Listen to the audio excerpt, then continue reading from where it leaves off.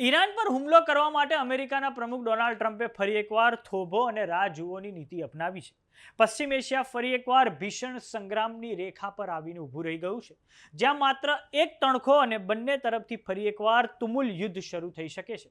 અને હવે Donald Trump દ્વારા ટ્રુથ સોશિયલ નામની સાઇટ પર લખવામાં આવ્યું છે કે જો બોમ્બ વરસાયા વગર વાત બની જાય તો મને ખુશી થશે.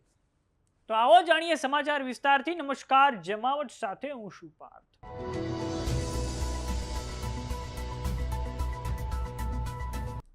પશ્ચિમ એશિયામાં ગમે તે ઘડીએ ભીષણ યુદ્ધ ભડકવાની સંભાવના છે, પરંતુ ડોનાલ્ડ ટ્રમ્પ દ્વારા સ્ટોપ બટન દબાવવામાં આવ્યું છે. પ્રમુખ ટ્રમ્પ દ્વારા દાવો કરવામાં આવ્યો છે કે તેમણે 19મી મેના રોજ ઈરાન પર થવાવાળા હુમલાને ટાળી દીધો છે.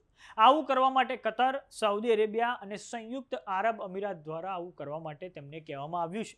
ડોનાલ્ડ ટ્રમ્પ દ્વારા ટ્રુથ સોશિયલ નામની સાઇટ પર લખવામાં આવ્યું છે કે સિરિયસ વાતચીત ચાલી રહી છે અને મને બતાવવામાં આવ્યું છે કે એક એવા કરાર થઈ શકે છે કે જે અમેરિકાને ખૂબ જ સ્વીકાર્ય હશે. જો કે ઈરાન સાથે કોઈ પણ પ્રકારના કરાર ન થયા તો ઈરાન પર ગમે તે ઘડીએ હુમલો થઈ શકે છે. તો હવે આ સમગ્ર મામલે ડોનાલ્ડ ટ્રમ્પની પ્રતિક્રિયા સામે આવી છે. આવો સાંભળીએ તેમણે શું કહ્યું છે. Well, other countries have come to me and they've said we were getting ready to do a very major attack tomorrow. I've put it off for a little while, hopefully maybe forever, but possibly for a little while, because we've had very big discussions with Iran, and we'll see what they amount to. I was asked by Saudi Arabia, Qatar, UAE, and some others if we could put it off for 2 or 3 days, a short period of time, because they think that they are getting very close to making a deal. And if we can do that where there's no nuclear weapon going into the hands of Iran, I think, and if they're satisfied, we will be probably satisfied also.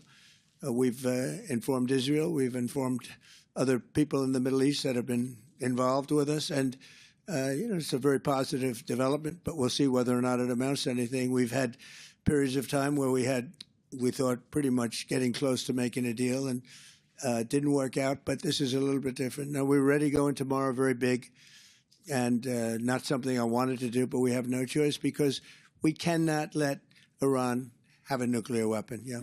તો દર્શક મિત્રો, હવે આપણે નકશાની મદદથી સમજીએ કે કેમ આ જેટલા પણ આરબ દેશો છે તેઓ ડરેલા છે. તો દર્શક મિત્રો, આ તમે પશ્ચિમ એશિયાનો મેપ જોઈ રહ્યા છો. પશ્ચિમ એશિયામાં આ ઉપર તરફ એક તરફ ઈરાન છે, નીચેની તરફ અરેબિયન પેનિન્સ્યુલા છે. અરેબિયન પેનિન્સ્યુલામાં જે વિવિધ દેશો આવેલા છે તેમના નામ છે Saudi Arabia, UAE, Oman, Qatar, Bahrain, Kuwait અને યમન. આ જેટલા પણ અરબ દેશો છે તે ડરેલા છે.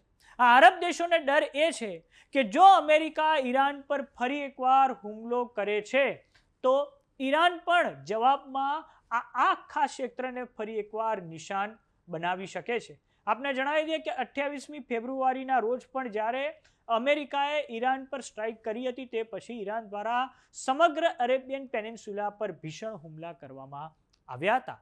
ઈરાનની પાસે હજુ પણ ભારે સંખ્યામાં ડ્રોન અને મિસાઇલો છે, જે થકી તે આ ખાડી દેશોમાં એરપોર્ટ, તેલ, પેટ્રોકેમિકલ પ્લાન્ટ અને ડીઝલાઇનેશન પ્લાન્ટને નિશાન બનાવી શકે છે.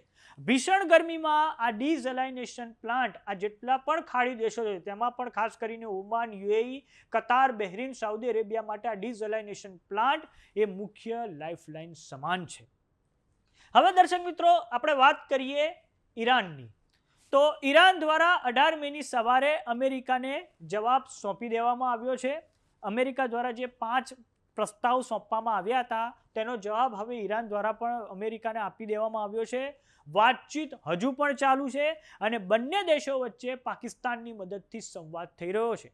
ઈરાનના મીડિયાનું કહેવું છે કે અમેરિકા દ્વારા કોઈ પણ ઠોસ કોમ્પન્સેશન એટલે કે રિયાયત હજી પણ આપવામાં નથી આવી. અને આપને જણાવી દઈએ કે ગઈકાલે ઈરાનના જે સુપ્રીમ લીડર છે એ મોજતબા ખામેની, તેમના દ્વારા એક સંદેશ છે એ રાષ્ટ્રજોગ જાહેર કરવામાં આવ્યો હતો અને જેમાં તેમના દ્વારા કહેવામાં આવ્યું હતું કે જો હવે કોઈ પણ પ્રકારની સ્ટ્રાઇક કે કોઈ પણ પ્રકારનો હુમલો ઈરાન પર કરવામાં આવ્યો તો ઈરાન આગામી સમયમાં જે પશ્ચિમ એશિયામાં નવા મોરચાઓ પર પણ યુદ્ધ તે ભડકાવી શકે છે. તો હવે જોવાનું એ રહે છે કે આગામી 48 કલાક મહત્વના રહેશે, કેમ કે ઈરાન અને અમેરિકા વચ્ચે જે વાર્તાલાપ થઈ રહ્યો છે, અપેક્ષા રાખીએ કે તેમાંથી કોઈ વસ્તુ એટલે કે તેમાંથી એક ફળશ્રુતિ બહાર આવે, કેમ કે સ્ટ્રેટ ઓફ હોર્મુઝ પણ બંધ છે અને હવે તો સ્ટ્રેટ ઓફ હોર્મુઝ માટે ઈરાન દ્વારા પોતાની એક નવી વ્યવસ્થા પણ કરી દેવામાં આવી છે, જેમાં તે બિટકોઇન થકી, ક્રિપ્ટોકરન્સી થકી ત્યાં તે ટોલ ઉઘરાવવા જઈ રહ્યું છે.